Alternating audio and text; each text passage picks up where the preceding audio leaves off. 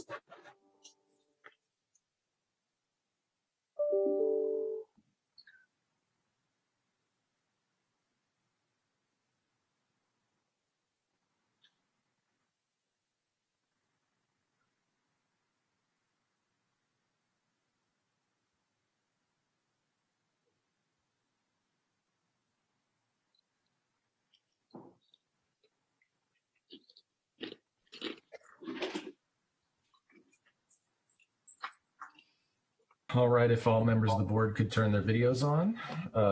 And it is, once we do that, we'll call the meeting to order. So I think we're waiting for Henry.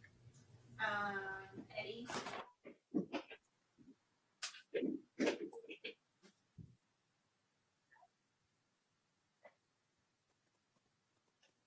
All right, I guess we're ready to get rolling. It is 4:32. I'd like to call the regularly scheduled meeting of the City of Santa Rosa Design Review Board to order. Want to remind everybody while we're here in the virtual setting, due to the provisions of the Governor's Executive Orders N2520 and N2920, which suspend certain requirements of the Brown Act, the Design Review will be participating via Zoom webinar. Members of the public can participate in the meeting virtually by logging into Zoom with the meeting ID 948-0971-1719. They can also call in via toll-free telephone 877-853-5257 and enter the meeting ID as previously read. You can also find the links on the City of Santa Rosa website on the Design Review Board section. In addition, the meeting is live streamed on the city's website, the city's YouTube channel, and on Comcast Channel 28. With that being said, Patty, may I have a roll call, please? Let the record reflect that all board members are present except for board member Sharon, who will be here very shortly. Excellent. Thanks, Patty. So we need to approve the minutes. Vice Chair Hedgepeth noted that there appears to be a typo on item 8.1 where I closed the public comments 36 minutes after we opened it, but I believe I closed it at 5:04 p.m. because there were no public comment. So we couldn't have closed the public comment before the meeting was over. So I think we need to get that changed. Did anybody have any other comments on the meeting minutes?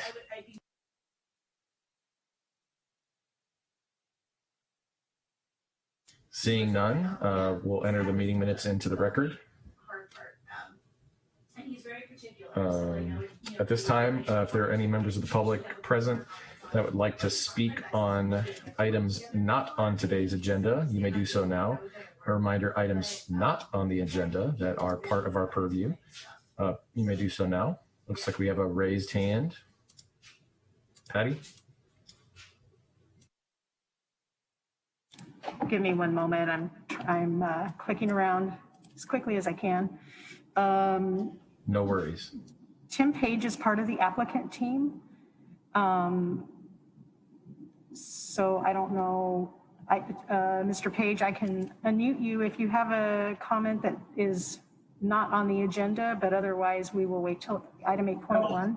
No, good evening. There's a tremendous amount of background noise when Chairman Weigel speaks. I don't know if it's his audio or someplace else. So I just wanted to point that out.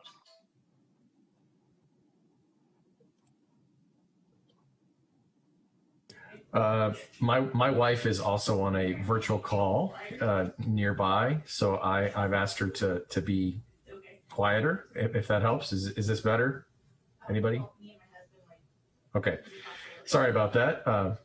Such is the times we live in, I guess, when everybody's at home in virtual meetings. So not seeing any other public comment, I'll close public comment at this time. Item number 4, board business. This is when we read the statement of purpose from the zoning code. Zoning code chapter 20, 52030F, project review.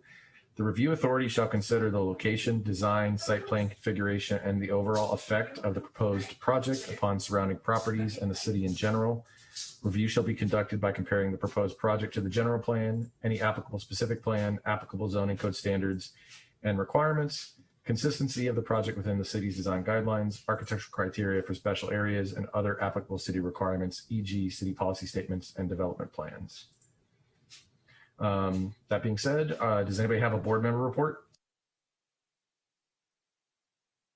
Hearing none, we'll move to department reports. Acting Supervising Planner Triple, do you have anything for us today? Hey, good afternoon, Chair and members of the Design Review Board. Thank you for your service today. We greatly appreciate it, especially as we head into a long weekend. So to have a full board is awesome. We just have 2 notes that I wanted to share with you. The first is that we are moving. We're engaging in initial discussions about hybrid meetings. And so we want to keep you aware of that. We don't anticipate anything happening until mid-August, but there may be some questions coming out to you about preferences and such. So just keep an eye out for those questions and be responsive if you're available, not on vacation. The second thing then too is for the July 15th meeting, we do have a full agenda for that meeting. So if you do anticipate being absent, please let us know so that we can ensure that we get a quorum check done early enough. And then I'm checking to see, Chair, there was a question if you had read the governor's order summary. Patty wanted to verify that she had gotten that into the minutes. Yeah, today or last week? Yes, no, today, yeah. Yeah, I read it today. Great. I read the summary today, yeah. Okay, well, that's all we have then for department report today, and Chair will turn it back over to you. Thank you. Thanks, and I do have a quick question on the Brown Act. Is it correct that the Brown Act rules for the virtual stuff that expires September 30th? Is that correct? Well, my understanding is that we're not, they do expire, but it could also be that the governor could end that before expiration. And that is one of the factors that we're taking into account. Yes. Excellent. Well, thanks so much for clarifying that. I appreciate that. Sure. Okay, so end of department reports. We'll go to statements of abstention. Does anybody have a statement of abstention on the schedule item 8.1 today for any reason? Hearing none, we will move to item 8.1, which is a public hearing for Crown Castle relocation project, exempt project design review major 1236 Cleveland Avenue, file number DR20-062. It's a new wireless communication facility. So with that, I will turn it over to, I believe, Planner Ross. Is that correct? For the staff report. Yes, that is correct. Thank you, Chair Weigel. I'm going to share my screen and start the presentation for you.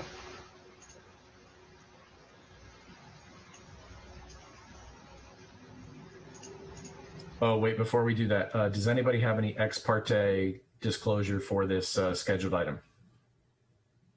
Anybody? Okay, all right, you're good to go, Mr. Ross. Thank you.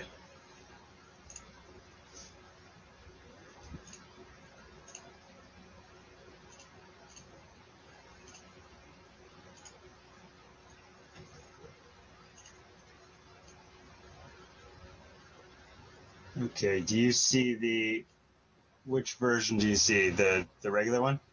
Yeah, we see this, what looks like appears to be the staff presentation. Okay, excellent, thank you. Thank you again, Chair Weigel, members of the Design Review Board. My name is Adam Ross, project planner for the Crown Castle telecommunication facility located at 1236 Cleveland Avenue. The project itself includes the removal of an existing telecommunications facility at 1500 Armory Drive. That's a clarification. In the staff report, it references 135 Ridgeway. It's essentially the same location, but the correct address is 1500 Armory Drive. The project entitlements include a conditional use permit and a major design review approval for the placement of an 83-foot tall monopine telecommunications tower. It's considered a major telecommunications facility under zoning code section 20-44. And on June 24th, 2021, the conditional use permit was approved by the Planning Commission. As part of that approval, the Planning Commission requested that the Design Review Board consider a condition of approval for a maintenance plan for the maintenance of the proposed monopine and telecommunications facility site. Staff does have some language that we can introduce when the board deems it appropriate. The project location is 1236 Cleveland Avenue in the northeast quadrant of the city, right adjacent to Highway 101. Here's an aerial view of the site. The star denotes the general location. It's in the northeast corner of the existing commercial site, which is Colligan Water Services of Sonoma County. They're a bottled water service company. Their use will not be affected by this proposed use. Otherwise, it's surrounded by commercial zoning districts and Highway 101. Bit of the project history. It was submitted December 29th of 2020. On February 26th of 2021, a notice of application was sent, and at the same time, staff requested additional documentation for the purposes of the California Environmental Quality Act, that's CEQA analysis for the project. On May 13th, a shot clock was extended to July 1st, 2021 via a tolling agreement. The shot clock is a regulation set forth by the Federal Communications Commission. It limits the time a local agency has to act on a telecommunications application. Since that time, the applicant has submitted an additional tolling agreement to account for any sort of appeal that should occur for either the conditional use permit or the design review approval or denial, depending on the board's decision tonight. And on May 25th, the application was deemed complete. And again, on June 24th, the the conditional use permit was approved for the project. The general plan zoning and zoning for the site is retail and business services. It's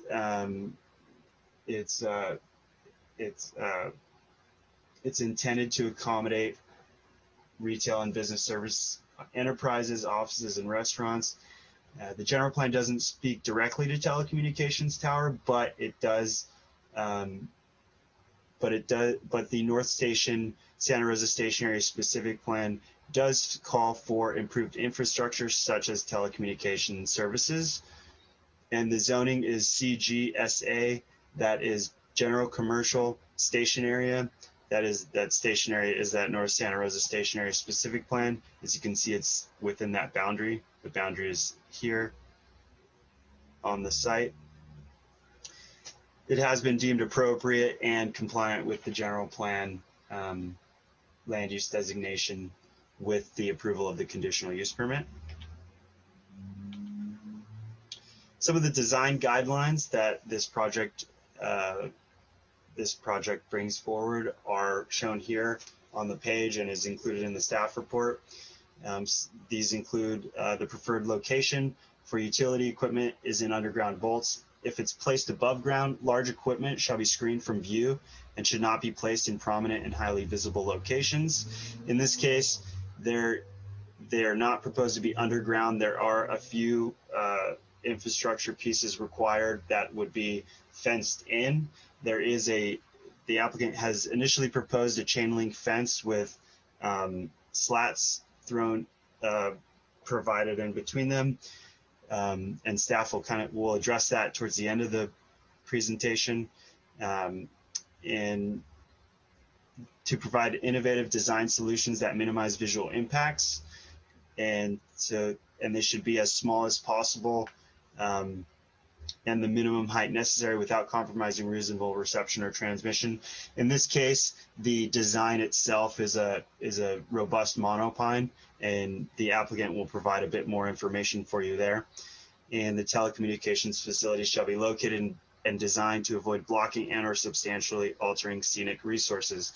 There are no scenic resources, but it does fit in with the tree canopy that is surrounding the project site and Highway 101.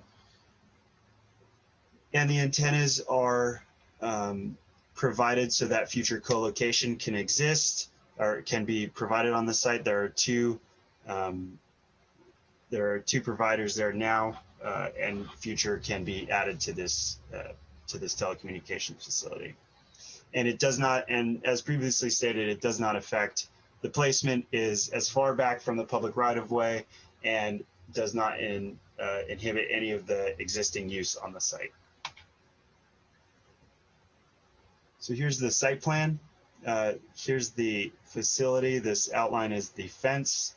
This is the monopine from an image above, obviously. And it also includes a emergency backup generator for the site, and that's some of the infrastructure that was mentioned. Here's a close-up of that, just for your reference. Here is some elevation drawings. It shows the monopine. As you can see, it's pretty robust in its design. And it's appropriate for the use and location of the proposed development and achieves the goals, review criteria, and findings for approval as set forth in the framework of design review, in that the monopine has been designed at the minimum height necessary to allow for adequate transmission of service for the two wireless providers, and the design draws on the natural vegetation of the surrounding area. Here's some photoisms. On the top left, you'll see existing, and on the right, you will see the proposed version, the proposed monopine as it would look when installed. And the architectural design of the proposed development is compatible with the character of the surrounding neighborhood in that the monopine is integrated to the extent possible with the surrounding mature evergreen trees within the developed commercial area. As you can see, there are some trees around the site. Here's another photoism, the existing and the proposed. And the proposed development will provide a desirable environment for its occupants, visiting public, and its neighbors through the appropriate use of materials, texture, and color, and would remain aesthetically appealing and be appropriately maintained. And that the monopine does include a lush evergreen aesthetic, and all pole-mounted materials will be painted green to blend in with the structure. And here's a photo of existing and proposed from the other side of Highway 101. The design and layout of the proposed development will not interfere with the use and enjoyment of neighboring existing or future developments, in that the proposed cellular towers would not be a visual nuisance and meet the criteria required by federal law and the City of Santa Rosa zoning code, and telecommunications facilities under zoning code section 20-44. And here's an image of the site coverage without and with. This is for the AT&T cellular towers. Again, this is Crown Castle, who then leases space on the monopine to providers. The two providers currently are AT&T and Verizon Wireless. The project did include a study that shows that it would not be detrimental to the public as required by the FCC. And the environmental review for this project includes categorical exemption, which is a class 3 for new small structures, in that a telecommunications tower is considered a small structure. And part of that review also included an assessment of migratory bird corridors, and it concluded that this project, as proposed, would have no effect. Some public comments received. It included tracking of the project, and there was no overall objection, just an informed, to be informed as the project moves along. There are just a few issues here. The chain link fence with the slats doesn't comply with design guidelines per se, and the staff is looking for the DRB to provide conditioning of the fence design, and the planning commission requests a condition of approval addressing the maintenance of the monopine, as I stated earlier in the presentation. And with that, the Planning and Economic Development Department recommends that the Design Review Board approve by resolution major design review for the telecommunications facility located at 1236 Cleveland Avenue. And that concludes my presentation, staff's presentation. Again, this is my contact information. And there is an applicant presentation as well. Thank you, Planner Ross. Let's bring it back to the board here. Does anybody have questions of staff? We'll go alphabetical, starting with Board Member Birch. Do you have any questions of staff on the staff report? Okay. Board Member McHugh. Yeah, you're muted. All right, not at this time.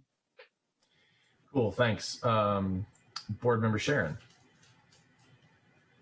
Hi there, and I just wanted to apologize for being a few minutes late. Got stuck in that Sebastopol traffic bottleneck, so apologies. And no questions at this time. Thank you.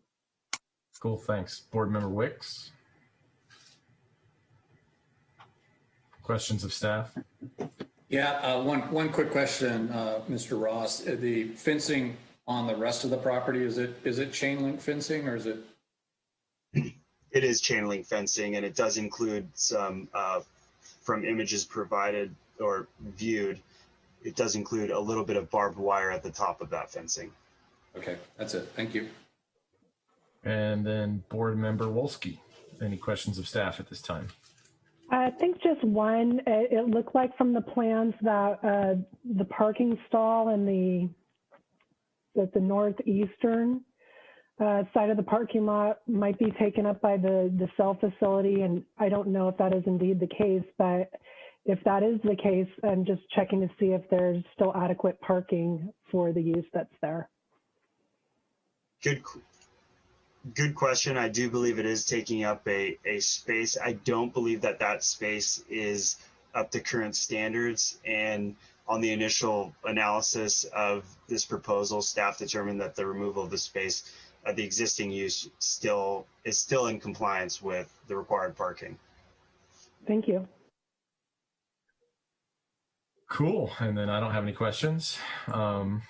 So with that, Planner Ross, I'd like to turn it over to the applicant for their presentation. And obviously you're going to run that for them. And so if the applicant could be granted access to speak, and if they could please introduce themselves as they're speaking, and we'll roll through their presentation.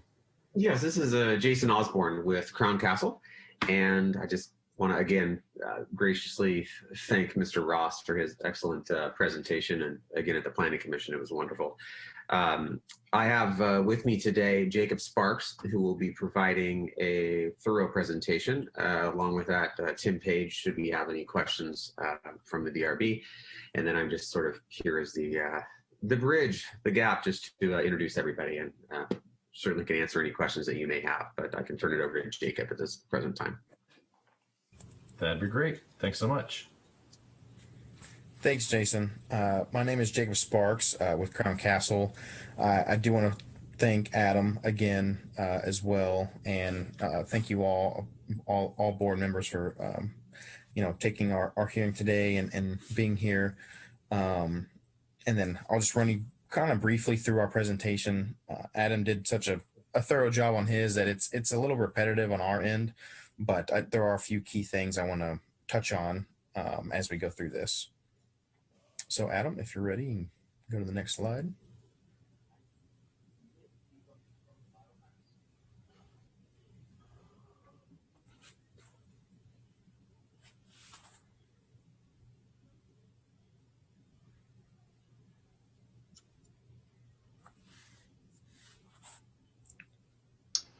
Can you all hear me all right?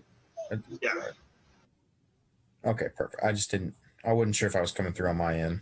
Apologies. I'm ready when you are, though, Adam. Do you not see the presentation? We see the presentation, Adam. We just see the first page. Right, correct. Okay. The same connection issue as last time? Yes. Give me 1 minute. I'll try and do it one more time, and hopefully it doesn't happen again. 1 second. And also, Adam, worst case scenario, I can read off the statistics that I wanted to touch on. Like I said, the majority of the slides kind of hit on the photo simulations and the propagation maps that were included, kind of covering the existing coverage and lack of coverage if the tower were to go away. So worst case, if we can't get it running smoothly, I can just kind of speak on a few things. Great. Do you see the second slide now? Yes, I do. Yes, we have the second slide. Thanks. So yeah, obviously while we're here, seeking approval, conditional use permits that we actually gained last week from the Planning Commission, and that typo there on the second bullet point where the current structure is located. It's actually 1500 Armory Drive, as Adam pointed out. We are proposing to relocate that structure to 1236 Cleveland Ave in order to maintain the existing coverage that is present today for the surrounding community. Obviously, we want to minimize any adverse visual effects that our proposed tower could have. That's why we've gone with the monopine design, and obviously maximize the use of an approved tower to accommodate any new wireless carriers in the future. a few key statistics here. Apologies. 96% of Americans own a cell phone, as I'm sure everyone on this call has one themselves. 57% of American homes rely exclusively on their cellular phones, and 80% of more of all 911 emergency calls are made from wireless devices. And Adam, this is that slide. If you want to click for a while, this is just kind of giving you a broad overview of what we like to call a head net, kind of pointing out all devices and smart city, smart car things that that we're trying to connect through our wireless connectivity and through our infrastructure. Just different things that kind of go into those resources and tap into what our towers are trying to provide. And here's an overview map of those simulated views that Adam shared with you previously. Obviously, one coming from northwest, and then two southwest, and three the northeast up there across 101. And here's that same view from that perspective number one, perspective number two here, and then perspective number three. And these are also the same maps that Adam previously provided. This one is showing the existing coverage of what the current site, along with the data we had from surrounding towers, is showing for Verizon specifically. And then what our proposed coverage would look like. And Adam, on this one, if you want to toggle back and forth kind of from the previous slide to the proposed, we like to highlight that as we try to mimic, like I said, what the existing coverage is to the best of our ability. And then the last slide here would show if the existing tower does go away permanently and the proposed location is not approved, the gap in coverage. And here at Crown Castle, we abide by all state and federal compliance according to the EPA, FAA, and FCC.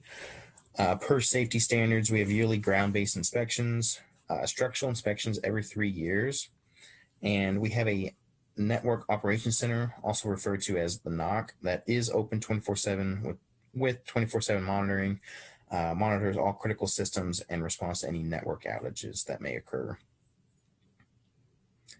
And then, as you see here, last slide, contact information for myself and Tim Page as well.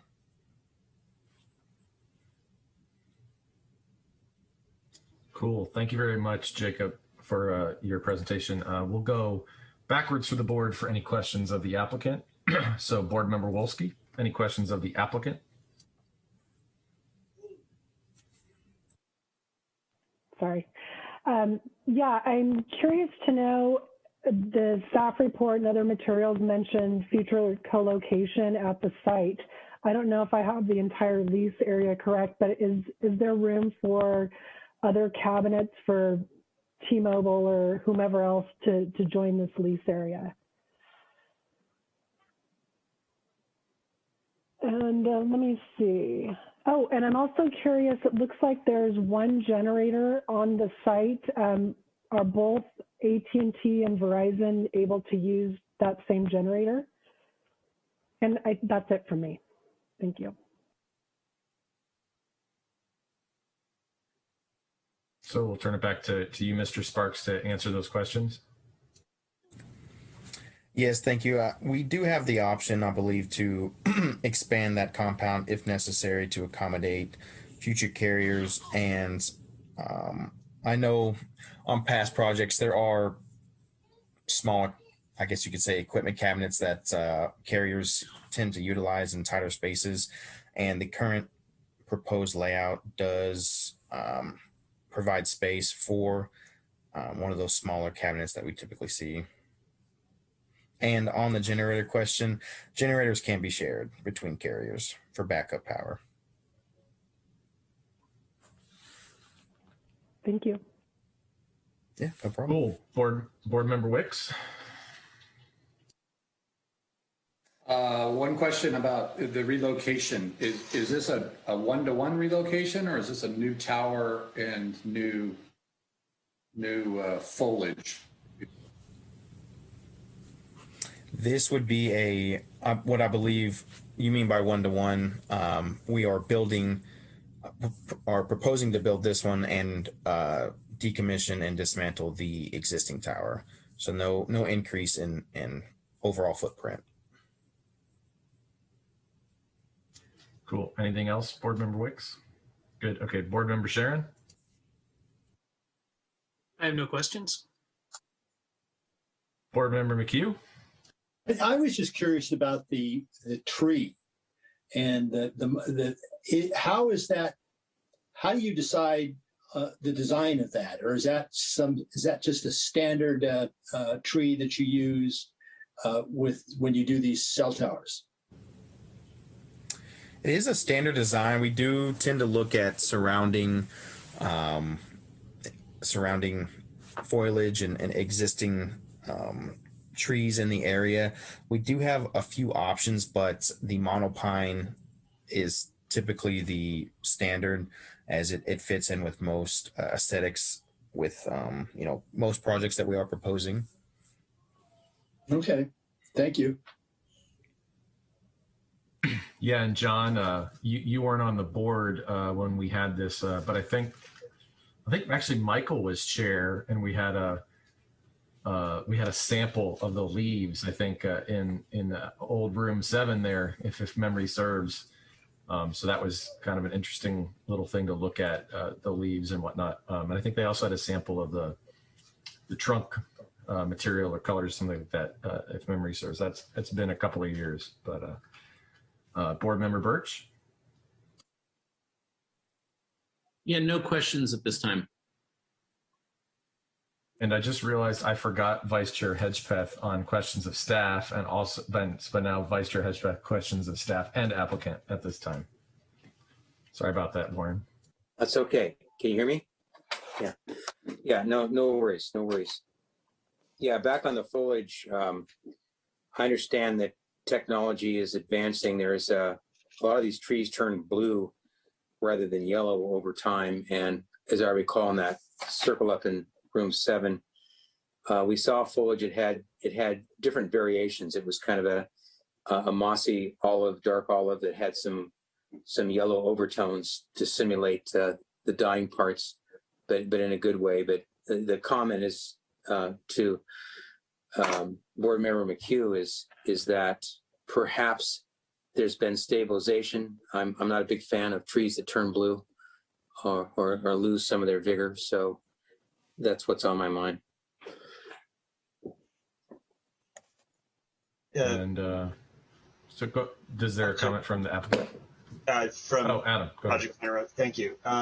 So part of that concern, Vice Chair Hedgepeth, was also the planning commissions, in that, turning blue or falling off or what have you. So it was kind of kicked to the design review board to write that a condition for maintenance to make sure that those, any of those concerns are addressed and are taken care of, or and even the paint in the trunk of the monopine even.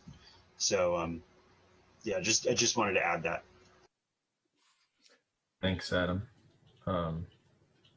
Board Member Sharon, you have an additional question or comment? Yeah, to follow up to Board Member McHugh's question, and it's more of an informational one, and is for the applicant, of course. What's the cost, the added cost to doing the monopine, doing the tree, versus a tower with no adornment? Yeah, cost compared to the monopine that is proposed, as opposed to a standard monopole.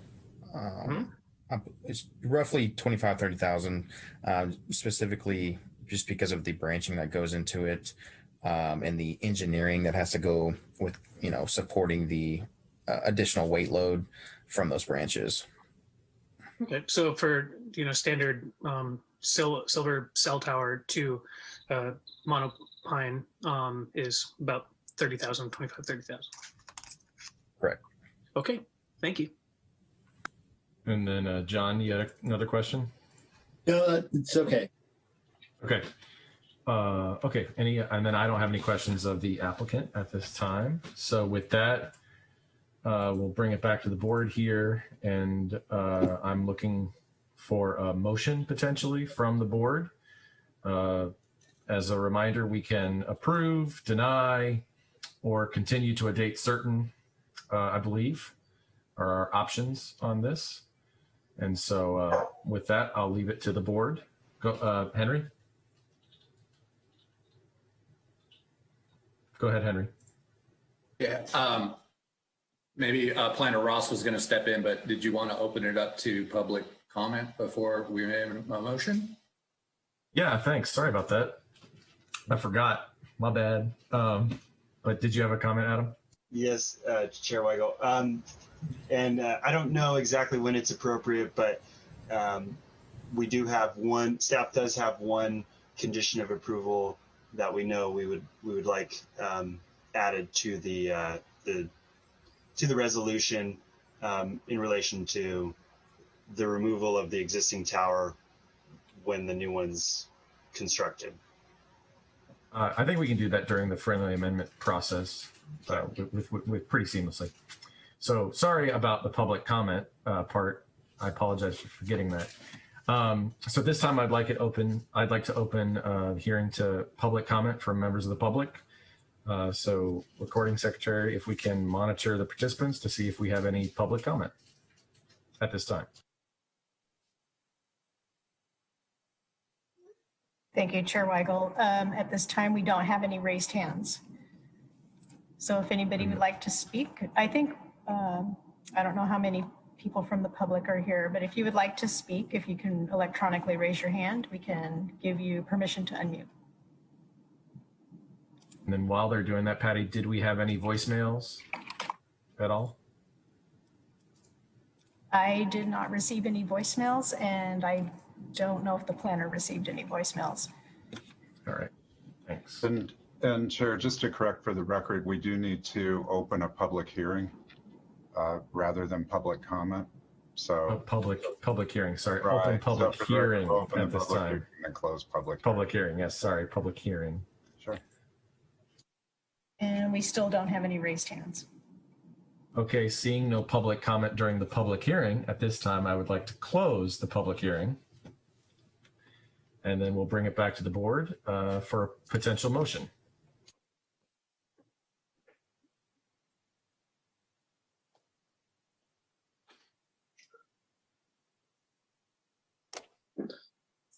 Should I chime in on a possible motion?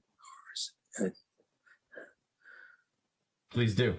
Okay. I'd like to make a motion approving the cell tower located on Cleveland Avenue.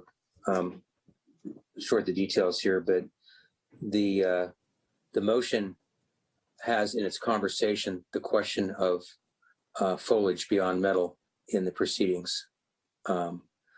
So the motion is a consideration about straight metal, and that can either be tossed about, tossed out, tossed in as we proceed.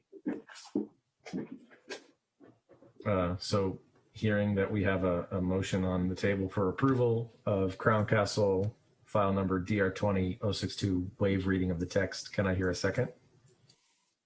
I'll second. All right, so with a motion being made and being seconded, we'll now just go around the horn here and we'll get comments on the project and any potential friendly amendments. And at which time I will take some notes and then we'll circle it up at the end for summary by the applicant and staff. So I'd like to start with board member Wolski for comments. My comments are also to echo what Vice Chair Hedgepeth mentioned. While there are other redwoods along this corridor, this one is kind of on its own. So there's no clustering to disguise any blue branches. So I'm also concerned about that.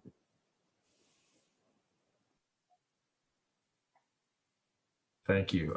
Board Member Wicks, any comments? Yeah, I appreciate trying to make a cell tower, not look like a tower, but I just don't think they come off very successful. And I'm probably the dissenting opinion here, but I would rather see it be what it is and be a tower. But I think there's other architectural things you could do, making it not necessarily like the Eiffel Tower in Paris, but do something creative with the structure of it. And but go ahead and let it be what it is, but don't try to make it look like something it's not. And as far as the fencing goes, I think unless you're going to redo all the fencing on site, I think probably matching existing is the condition that I would encourage tonight.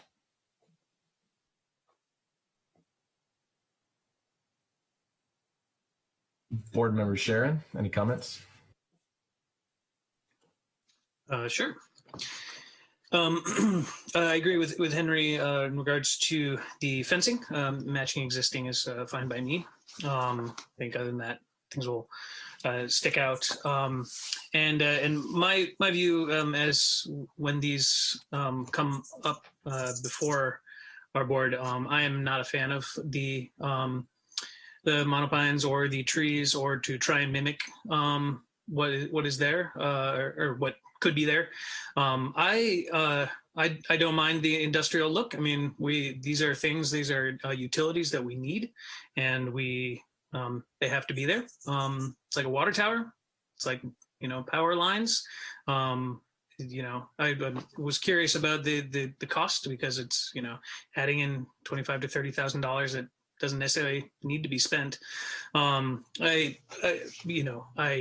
that I'm kind of in general, seems like society maybe in the minority of not wanting to disguise things like that. I am in favor of just having it be a cell tower. It's I think that they stick out more than they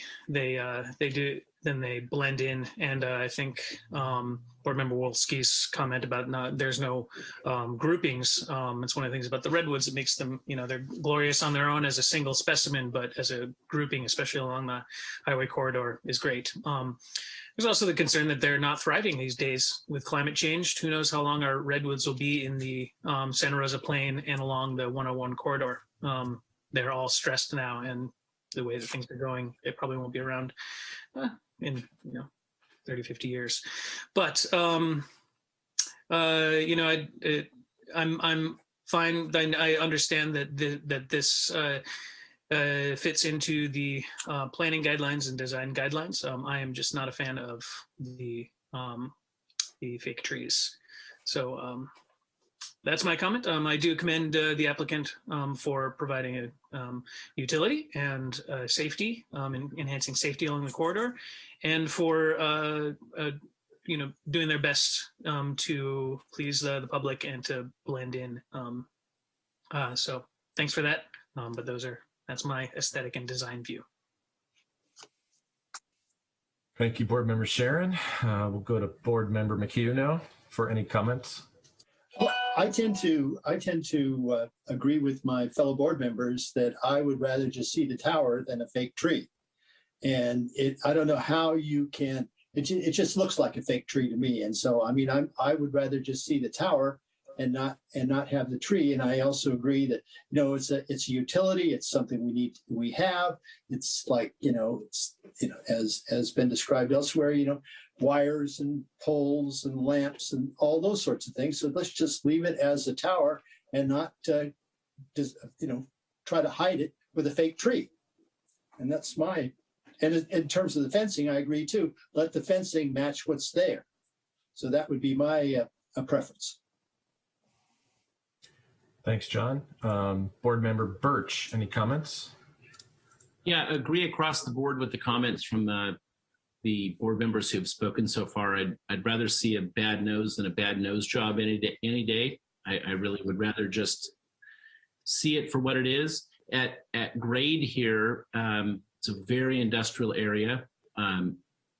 It's hard to say what's going to happen with those areas along College and Cleveland in terms of housing and other things as time moves on. But right now, we've got the Culligan lot, which is just a very industrial use against a sound wall. So as far as what goes on at grade, I don't think that there's much to worry about.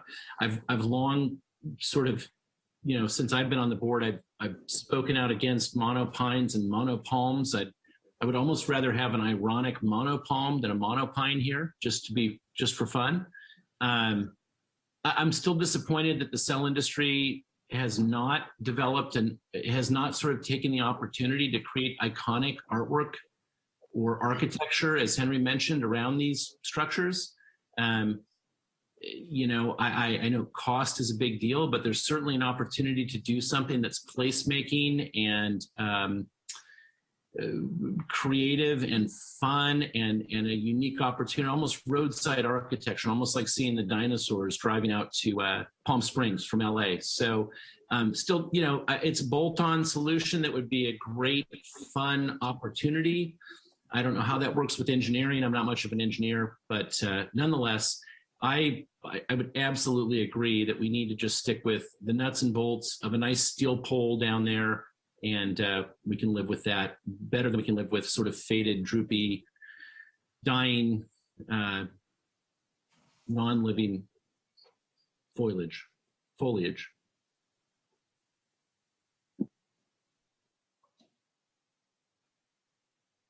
Okay, Vice Chair Hedgepeth, any comments beyond what you've already said? Yeah, just that quickly said, Board Member Birch in the comments, I know there are functional things like with weather changing between temperature and wind direction, that's an educational thing. For those of you that don't know NedCon, the dynamics and kinesthetics are great.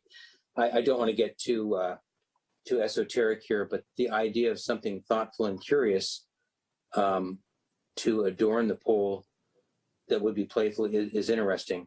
I don't want to draw attention color-wise. It's going to be galvanized or zinc or some color. A, it just stays the way it is, or B, there's some, whether there's information done in a clever way, a NedCon wind vane or something, but I don't want to distract traffic on 101, but something like that would be thoughtful. Otherwise, it's best to let it sleep and do its job. Thank you, Vice Chair Hedgepeth. As we were kind of talking about this, I just want to confirm with the applicant, it appears, based on what I could see on Google Earth here, that the existing tower is not a monopine, it's just an existing tower. I just want to confirm that's correct, based on the commentary I'm hearing from the board. Can the applicant confirm that for me, please? This is Jason Osborne. Can you guys hear me? Okay, I can confirm. Indeed, yeah. I can confirm the alternate tower that we'd be relocating is a monopole indeed. And certainly we've been communicating with Adam via email here, but that we'd be happy to turn it back into a monopole. I do want to address just one quick question just for everyone's edification, and Board Member Birch, I completely agree with you. Vice Chair Hedgepeth, I completely agree with you. It would be amazing to see dinosaurs or some sort of architectural feature. What you run into though is jurisdictions push co-locations, and in order for us to co-locate, let's imagine the top of my kids into dinosaurs, okay, and like I got them everywhere in my house. You've got the top of a T-Rex head that only is 8 feet wide. I can now only fit one carrier in the top of that 37-foot T-Rex. I'm using that as an example because we wouldn't be able to bring another carrier on. So now what you'd have is a double-headed T-Rex perhaps, or you would have a series of Tyrannosaurus Rex up and down the 101. I'm not minimizing the request because believe me, I come from an architectural background. I'd love to see amazing wind vanes and water tanks and towers. The problem is they just really limit our ability to expand for co-location. That's the first problem. Not only that, you know, they're $250,000 out of the gate. And if you're trying to co-locate and build something that can be co-locatable, we need to somehow come back with our capital contribution and be able to have someone else help us build those. That comes from the carriers. So I love the idea as well. And you can do it on smaller applications like small cell applications or in building solutions and architectural, but it's really difficult to do these on we've got so much traffic on 101 and we need to cover so many people. So we're happy to turn it back into a monopole, so to speak. I would love to avoid any type of continuance for that. We can certainly work with staff and create the same size monopole, co-locatable, and all that sort of thing. But I hope that helps lend a little bit of, insight into kind of how we build things and why we do them. It does, and thank you very much. I appreciate that. So what I'd like to do at this time is I'd like to turn it back over to Planner Ross to go over the condition that they'd like to include, that staff would like to include, and then I would like to kind of summarize what I heard from the board, and I'm going to try to make it into considers and shalls, and we'll see if that's cool with the board, and then we'll move forward, hopefully with approval of the project. So Planner Ross. Sure. The one condition we have besides, so it sounds like the fencing condition is no longer required for the design, because as proposed, it would remain the same. But the condition reads as, the existing tower at 1500 Armory Drive shall be removed within 6 months of when the new tower is constructed and becomes fully operational.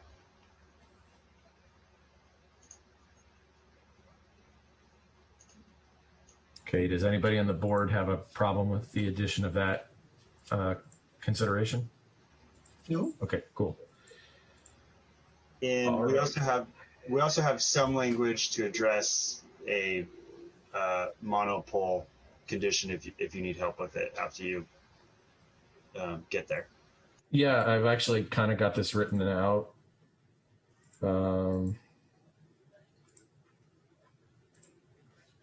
Okay, so what I heard from the board is, I'm gonna read these into the record. The cell tower shall be a standard monopole cell tower with the ability of carrier co-location. Height not to exceed what is proposed, what is currently proposed. Does that sound good to everybody? Yeah. Okay. And then the second one I heard is shall provide fencing as designed and proposed. That way we're just conditioning it and it's done, and we're accepting the variance. And then the last thing I heard, and I agree with it too, and we're going to make this one a consider, is consider additional architectural design to be applied to the standard pole. And then we can add anything else to that if we want, but I just said conditional additional architectural design to be added to the standard pole. I don't know what else to include. I know Michael and Warren felt pretty, and Henry felt pretty strongly about that, but I don't know quite how you guys wanted me to word that. So that's kind of what I came up with. I'm all for making beautiful cell towers and really, innovating and doing some great stuff here. I do think, I wonder if putting on even if it's just a consider, does it need to be included? It's definitely a thought, but it sounds like a much bigger thing, and then we'd need to review. I would want to review it also. If anything was going to be proposed.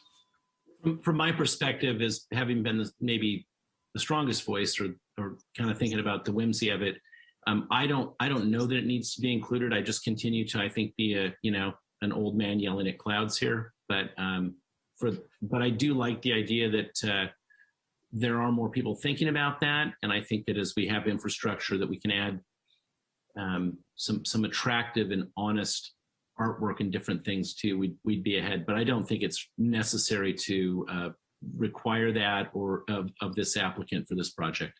That's my thought. Anybody? Henry, Warren, Henry, go ahead. Yeah. Adam, Ross, can I just wanted to try to be helpful in this, and I trying to find something to pass on when an applicant comes in with a request for a new tower that early on, or about midway in your presentation, isn't there some verbiage that an applicant has to follow our design guideline? And I'm just wondering if our design guideline maybe needs a refresh to it. So there's a seamless process that they're bringing back to us, not trees, but something that has some architectural flair to it, or something that makes it somewhat unique. I like some of the verbiage that we had in it, but can you reference back to that for just a second, so some of my other board members can chime in on and helping me frame where I'm trying to go with this? I think I know what you're saying. Give me a second and I'll share the screen and I'll just highlight those design guidelines.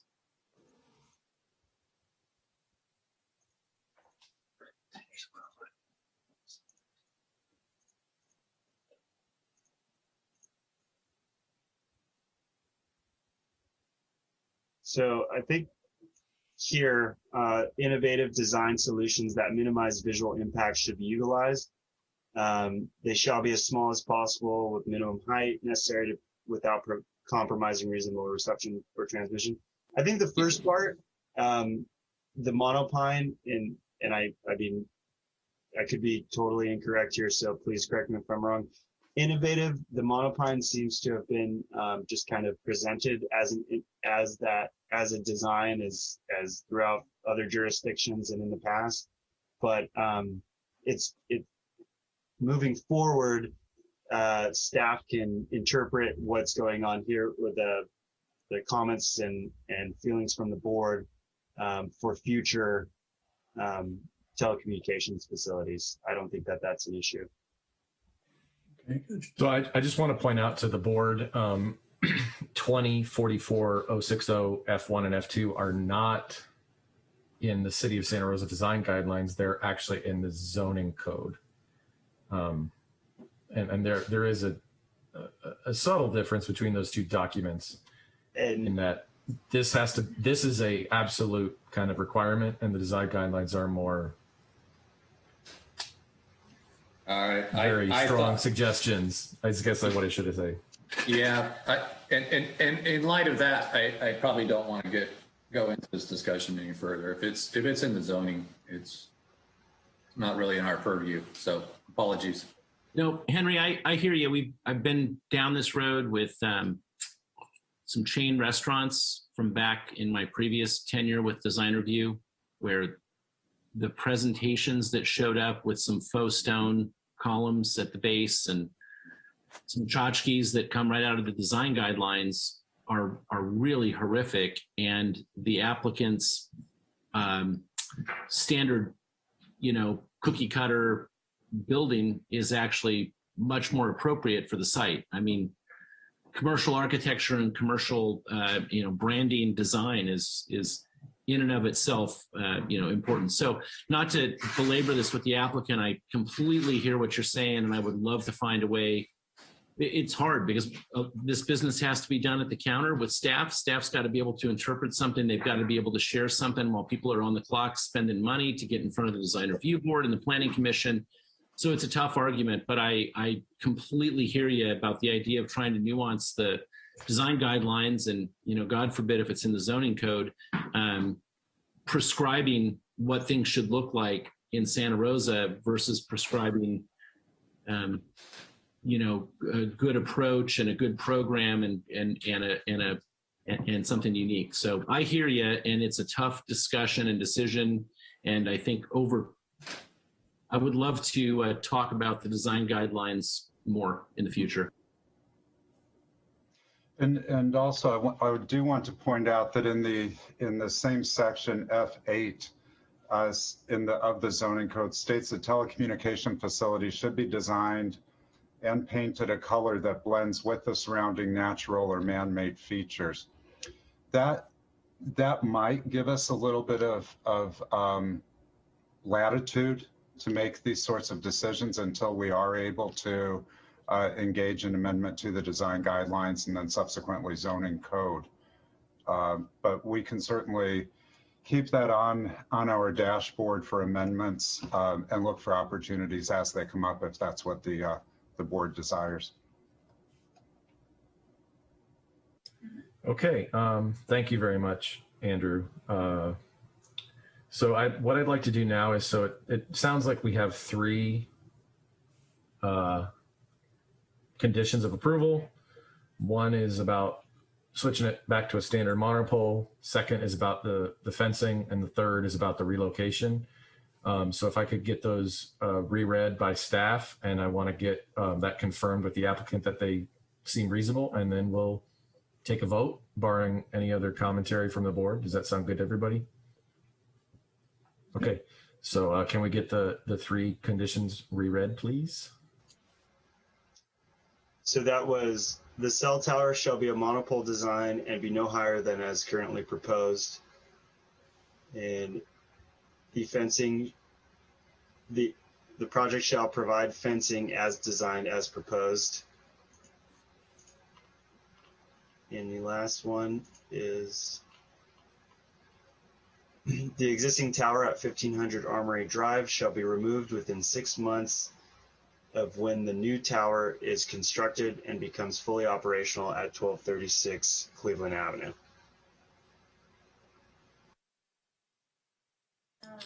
Cool. Does that sound good to everybody? Any changes, adjustments? Good. Okay. I guess I did have one final question about just out of my own curiosity. With the shot clock expiring today, this project actually needs to be approved today. Is that correct, Andrew? And that if it weren't approved, something happens. Is that correct? There is a... Sorry. Go ahead, Adam. You've been working with the shot clock contracts. There is an additional shot clock, an additional tolling agreement that would allow for whatever decision is made tonight, and then any sort of appeals to apply for that. So if the design review board approved it, if a member of some interested party wanted to appeal it, there's time given. If the design review board denied the project, there's time given for the applicant to appeal it. So the shot clock was really just that we consider the project today, and then that additional, time frame is what then happens next, depending on what happens, right? Yes. Okay. Staff does recommend that a decision be made, though, rather than a continuance of the project tonight. Well, it sounds like we've got a motion. We've got a motion on the table here. We've got 3 amendments to it. So I just want to go back to the applicant real quick before we add the friendly amendments via our process, and just check with them to see if they have any problems meeting those conditions of approval. So applicant team. Yeah, this is Jason Osborne. If you can hear me, I would like to say that, yeah, we agree to those amended conditions. No issue at all. Awesome. Thanks so much. So that being said, we'll go back to the motioner, which is Vice Chair Hedgepeth, to approve the friendly amendments as read by Planner Ross. Do you accept the amendments, friendly amendments as read by Planner Ross? I accept the friendly amendments as read by Planner Ross this day. Thank you. Thanks, Warren. And the second, John, do you accept the friendly amendments? I accept the friendly amendments as written or spoken by Planner Ross. Awesome. So that being said, then we will, let's have a vote. So Patty? Okay, roll call vote. Board Member Wicks. Aye. Board Member Wolski. Aye. Board Member Sharon. Aye. Board Member McHugh. Aye. Board Member Birch.